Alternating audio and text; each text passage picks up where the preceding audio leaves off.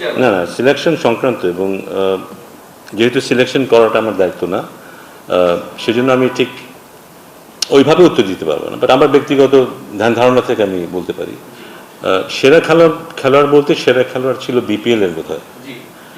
হ্যাঁ, টি-20 ফর্মেটের সেরা খেলোয়াড় ছিল বিপিএল এর, সেটা এক জিনিস। এখানে সেরা খেলোয়াড় কিনা এটা আমি জানি না। টু বি ভেরি অনেস্ট, টি-20 ওকে যদি আমরা টেস্টে চিন্তা করি, ওকে যদি ওয়ানডেতে চিন্তা করি এবং টি-20তে চিন্তা করি, আমার মনে হয় না ও একই জায়গায় থাকবে। তিনটা ফর্ম্যাটে একই জায়গায় থাকবে মনে হয় না। আমার মনে হয় না টি-20তে আমি ওকে যে কোনো সময় একটা বল দিতে পারবো যা বোলিং করে। I don't think so. এই জায়গাটাই বোধহয় কিছুটা ঘাটতি থাকতে পারে। এটা আমি আমার কথা বলছি, সিলেকশনের কথা বলছি না। সো আমরা যখন মনে করি যে ও যদি থাকতো তাহলে ব্যাটিং করতে পারতো, বোলিং করতে পারতো, ব্যাপারটা বোধহয় ঠিক তেমন না। ব্যক্তিগতভাবে মনে করি টি-20তে এফেক্টিভ প্লেয়ার হওয়ার জন্য ওর বোলিংটাকে আরেকটু ইমপ্রুভ করতে হবে, তাহলে হি becomes an asset for the team. এটা আমার ব্যক্তিগত মতামত বলছি আমি।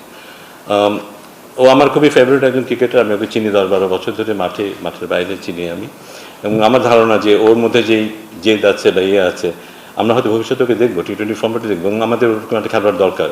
ওর ব্যাটিং নিয়ে আমি খুব বেশি চিন্তিত না, কিন্তু ওর বোলিংটার দরকার। ওর বোলিংটা একটু বেটার হলে বোধহয় ও বাংলাদেশ দলের জন্য একটা বড় অ্যাসেট হতে পারবে। আরেকটা ব্যাপার সেটা হচ্ছে যে বাংলাদেশ দল খুব শর্ট টাইমের মধ্যে দুটা অনেকটা বলবো যে এমব্রেসিং ডিফিটের শিকার হয়েছে, একটা জিম্বাবুয়ের সাথে আর একটা হচ্ছে ইউএইর সাথে। আপনি বাংলাদেশ ক্রিকেট বোর্ডে অনেস্টলি কাজ করছেন এবং গত 9-10 মাসে আপনি আপনার ডিপার্টমেন্ট নিয়ে কাজ করার সুযোগ পেয়েছেন খুব কম সময়, কারণ আপনি ডিপার্টমেন্ট পেয়েছেন জানুয়ারি মাসে 25 তারিখে। আপনি কি মনে করেন যে এই ডিপার্টমেন্টের দায়িত্বটা যদি আরো আগে আপনি পেতেন বা ডিস্ট্রিবিউশনটা আরো আগে হতো, এমব্রেসমেন্টটা আর একটু কম হওয়ার সুযোগ ছিল? না, I am not embarrassed, to be honest. Embarrassed না, কারণ আমি না এম্বারেসড না। আপনি যদি ইউএর কথাই বলেন যে হ্যাঁ, ইউএই কিন্তু খুব যে দুর্বল একটা দল তা না, কিন্তু আমাদের যেটা উচিত ছিল কোনো সন্দেহ নেই। বাট এটা একটা প্রসেস। আমার ধারণা যে অনেক সময় দুই পা সামনে আগানোর জন্য এক পা পিছাতে হয়, কিন্তু আমার মনে হয় এটা আমাদেরকে কিছুটা হলেও জাগিয়ে তুলবে, আমাদের অ্যাটেনশনটাকে ঠিক জায়গায় নিয়ে আসবে। আমরা কিছু ভুল করেছি কিন্তু এই ম্যাচে, নয়তো হয়তো এই ম্যাচে আমরা জিতে পারতাম। এই ম্যাচে অনেক পজিটিভস আমাদের ছিল কিন্তু। বাট টু বি অনেস্ট, যে আমার ধারণা যে আমরা সামনে গ্র্যাজুয়ালি আরও ভালো করতে পারবো। আমার মনে হয় এই ইউই সিরিজে আমরা একটা বড় জিনিস দেখেছি, সেটা হচ্ছে যে আমাদের যে খেলোয়াড়টা প্রথম ম্যাচে সেঞ্চুরি করলো, সেই খেলোয়াড়টাকে বসিয়ে দিয়ে আরেকজনকে সুযোগ দেওয়ার সাহস দেখাতে পেরেছে টিম ম্যানেজমেন্ট। এটাকে আমি খুব বড় করে দেখতে চাই। অনেকের মনে হতে পারে যে কেন সেঞ্চুরি যে করলো তাকে কেন আমরা বসিয়ে রাখলাম, তাকে তো খেলালেই তো আমরা তো জিতে যেতে পারতাম। আমার মনে হয় একটা বড় দল গঠন করতে গেলে একটা ভালো রিজাল্ট যদি আমরা তৈরি করতে চাই, এবং আমরা যদি ভবিষ্যতের কথা চিন্তা করি 6 মাস পর 9 মাস পরে আমাদের কী অবস্থা দাঁড়াবে, তাহলে বোধহয় this is a good decision. এবং এইভাবে হয়তো আমরা হয়তো দেখবো যে ইউইতেই হয়তো 11 জনের জায়গায় 14 জন হয়তো বোধহয় এই পর্যন্ত অলরেডি খেলে ফেলেছে। So this are good science. But এটা যেটা হবে যে মাঝে মাঝে হয়তো আমাদের ব্যর্থতাটাও মুখোমুখি হয়তো হবে, যেটা হয়তো না হলেই ভালো।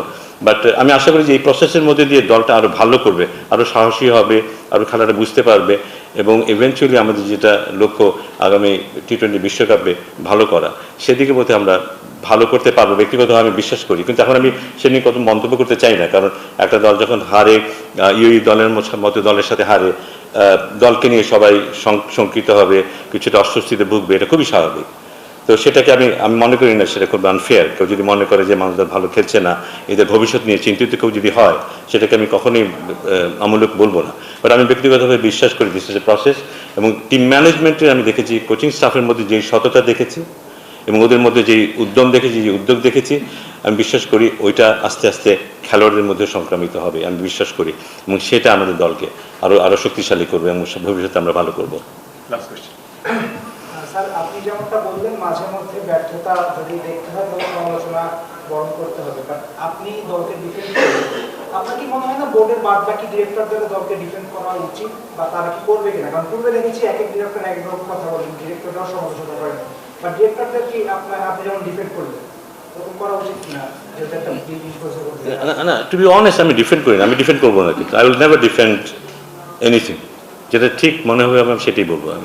আমার এই মুহূর্তে মনে হচ্ছে এটাকে গড়ে তোলার চেষ্টা হচ্ছে, এবং গড়ে তোলার ক্ষেত্রে দু একবার যদি স্লিপ করে আমি ওটাকে কনসিডার করতে চাই।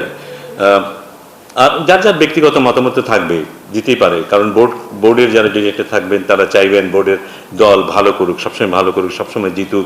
যাদের সাথে জেতার কথা, সাথে সাথে হারলে তাদের খারাপ লাগবে, তারা যদি রিয়াকশন দেখান, সেই দায় কিন্তু আমাদের নিতে হবে। Being the chairman of cricket operations, সেই দায়টা আমাকে নিতেই হবে। আপনি যদি বলেন কী খেলছে দল, আমি কিছু বলতে পারবো না, কিন্তু আমার চুপ থাকতেই হবে। আমাকে অপেক্ষা করতে হবে সেই দিনের জন্য, যেদিন দল ভালো খেলবে সেদিন এসে হয়তো আপনাদেরকে বলতে পারবো না এই কারণেই আজকে দল ভালো খেলছে।